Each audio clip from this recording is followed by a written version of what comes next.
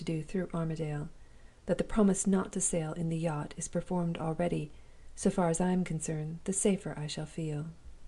October 27th. A letter from Armadale in answer to mine.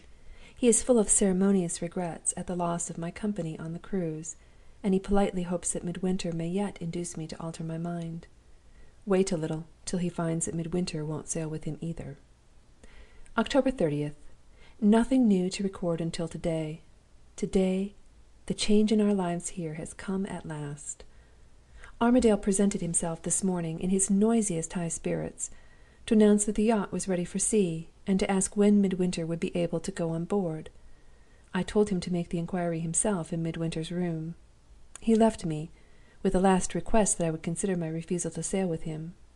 I answered by last apology for persisting in my resolution, and then took a chair alone in the window, to wait the event of the interview in the next room.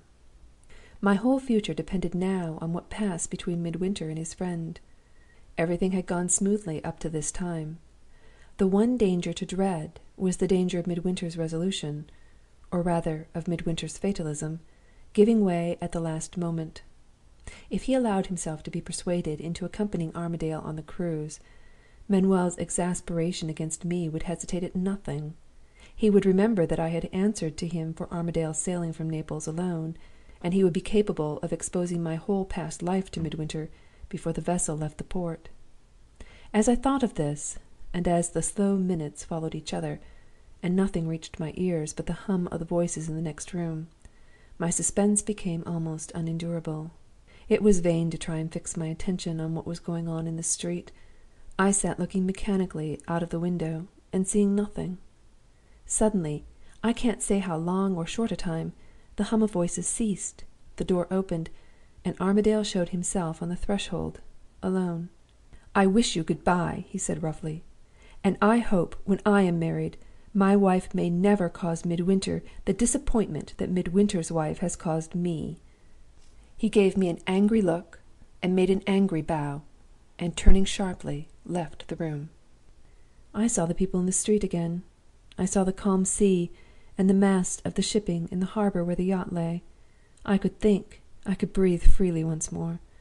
The words that saved me from Manuel, the words that might be Armadale's sentence of death, had been spoken. The yacht was to sail without Midwinter, as well as without me. My first feeling of exultation was almost maddening, but it was the feeling of a moment only. My heart sank in me again when I thought of Midwinter alone in the next room. I went out into the passage to listen, and heard nothing. I tapped gently at his door, and got no answer. I opened the door and looked in. He was sitting at the table, with his face hidden in his hands. I looked at him in silence, and saw the glistening of the tears as they trickled through his fingers. "Leave me," he said, without moving his hands. "I must get over it by myself." I went back into the sitting room. Who can understand women? We don't even understand ourselves. His sending me away from him in that manner cut me to the heart. I don't believe the most harmless and most gentle woman living could have felt it more acutely than I felt it. And this, after what I had been doing, this, after what I was thinking of, the moment before I went into his room. Who can account for it? Nobody. I least of all. Half an hour later his door opened, and I heard him hurrying down the stairs. I ran on without waiting to think, and asked if I might go with him. He neither stopped nor answered. I went back to the window, and saw him pass, walking rapidly away, with his back turned on Naples and the sea. I can understand now that he might not have heard me. At the time I thought him inexcusably and brutally unkind to me. I put on my bonnet, in a frenzy of rage with him. I sent out for a carriage, and told the man to take me where he liked. He took me, as he took other strangers, to the museum to see the statues and the pictures. I flounced from room to room with my face in a flame, and the people all staring at me. I came to myself again, I don't know how. I returned to the carriage and made the man drive me back in a violent hurry.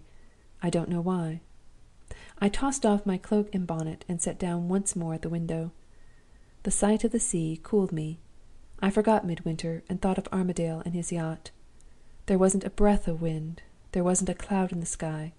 The wide waters of the bay were as smooth as the surface of a glass. The sun sank. The short twilight came and went. I had some tea, and sat at the table thinking and dreaming over it. When I roused myself and went back to the window, the moon was up, but the quiet sea was quiet as ever. I was still looking out, when I saw Midwinter in the street below, coming back.